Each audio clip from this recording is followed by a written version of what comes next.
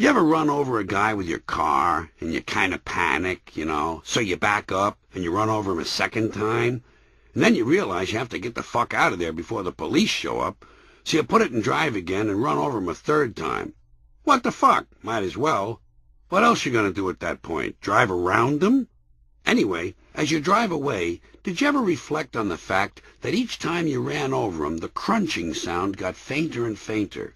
That's because he already had two good deep grooves pressed into him that you kept driving through. Parents are such fucking doofuses. I saw a bumper sticker that said, "Proud parents of a sailor." What the fuck is so special about being a sailor? How about proud parents of a tailor? Isn't a tailor worthy too? The whole proud parent thing is bullshit. Pretty soon I'm expecting to see proud parents of a child. Have a little self-respect, will you? You never see children with bumper stickers that say, "Proud son of Mr. and Mrs. Clayman." That's because Mr. and Mrs. Clayman are such fucking doofuses. I don't think there's really such a thing as morality.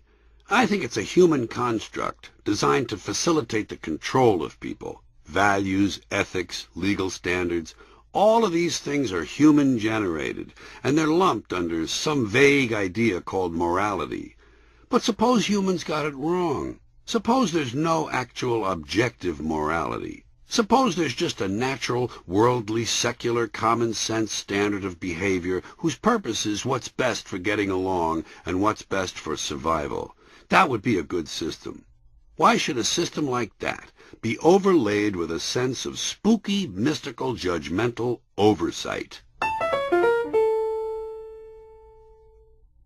When this Catholic guy, Cardinal Bernardin of Chicago, died, they praised him for accepting death gracefully. Excuse me, but isn't that what you're supposed to do? Accept death gracefully? What's that? You say many people don't accept death gracefully? I see.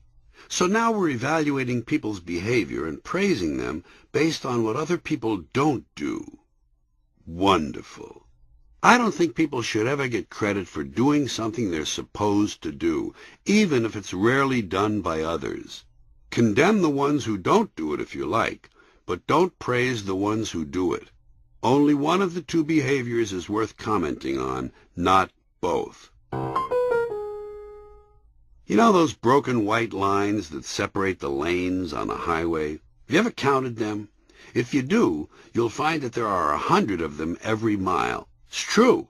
Each line is 100th of a mile from the next one. Count them for yourself as you track your distance on the odometer. Just count how many there are each 10th of a mile. There should be 10.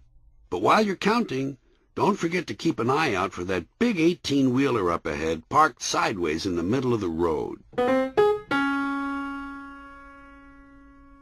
Hi, I'm Ferris Banderhead, another bothersome movie star who tells people to support some charity or other in order to make myself appear concerned and to increase my popularity. Not to mention easing the guilt I feel for having much more than I deserve. But enough about me. April is National Hunger Month. In Beverly Hills, we're having our annual hunger banquet and gala called Hors d'oeuvres for Ethiopia. Send in your dollars today and help us feed people around the world who could certainly use a nice hors d'oeuvre. And remember, the sooner we conquer hunger, the sooner we can start working on upset stomach. Thank you. This is Ferris Banderhead reminding you to see my new spy movie, The Snotlocker Papers. I'm Dr. Mannheim of the Mannheim Rehab and Recovery Center. People ask me how can I tell when one of my loved ones needs help with a substance abuse problem. And I say, if you see them lying in a corner, naked, in a puddle of their own filth, it may be time to think about counseling. Call Mannheim today, and we'll come over and pick them up. But before we get there, please clean up the filth. Uncle Blitzen was a troubled man. As a child visiting backstage at a concert, he was fondled by a viola player and lived the rest of his days with an unnatural fear of stringed instruments. He was one of the 900 people present at the Jonestown massacre, but he threw away the Kool-Aid and only pretended to be dead. When everyone stopped moving, he looted the corpses. Subsequently, he moved to Stockholm, where he became the town scumbag. Years later, he re-emerged in England as a self-proclaimed bishop, roaming the Midlands with a band of rogue altar boys, administering forced communion to lapsed Catholics.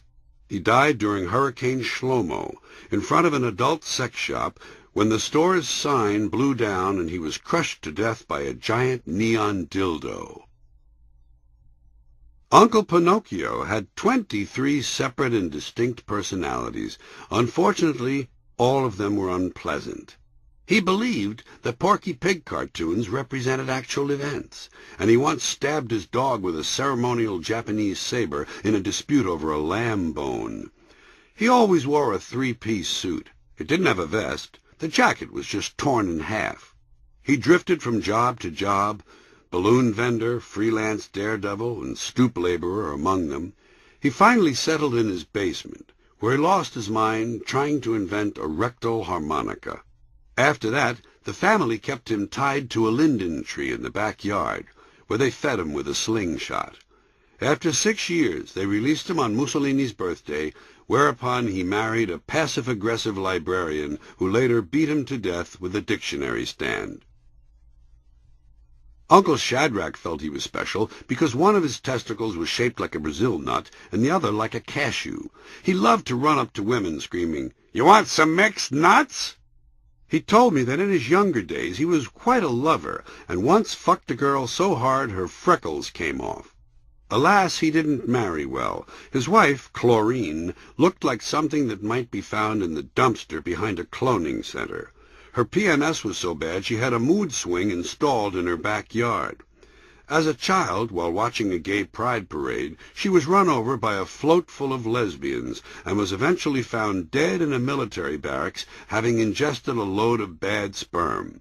Shadrach was electrocuted by a Radio Shack pacemaker he purchased at a thrift shop. Uncle Shemp was alarmingly unexceptional. He had no detectable lifestyle, and his only accomplishment was the fact that he was a lifelong member of the general public.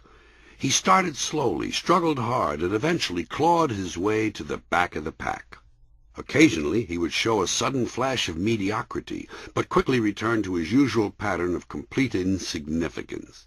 He was a man with no memories. He didn't have amnesia. He simply had no memories. As he put it, nothing big ever really happened. As a result, he wore a medic alert bracelet saying, "Please let me die." His only pleasure was his hobby, picking through airline wreckage looking for children's toys. He died at 75 from a head injury suffered as the result of undue glee following a bowel movement. Tumor humor. Guys, gals, and cancer. Women. The produce department. "I see where Ruthie Garrick went under the knife the other day. She had a tumor on her the size of a grapefruit." "Well, that's bigger than Estelle Mealy's tumor. Estelle's was the size of a large navel orange." "Yeah, but sometimes a large navel orange can be almost as big as a grapefruit." "That's true, especially one of them small Indian River grapefruits. I don't like them. Too sour." "Me either. Listen, girls, this wasn't no small Indian River-sized tumor. The doctor said this thing was almost the size of a cantaloupe. He claimed if he'd left it in any longer, it probably would have wound up as big as a cassava melon." Earlene Miller had a tumor the size of a cassava melon. Actually, her sister claimed it was approaching honeydew proportions. "Well, I don't know nothing about no tumors, but when my Aunt Ruby died, her liver was the size of a champion watermelon. I got a picture of it somewhere." "Really? You know they say that after you die, your liver keeps right on growing."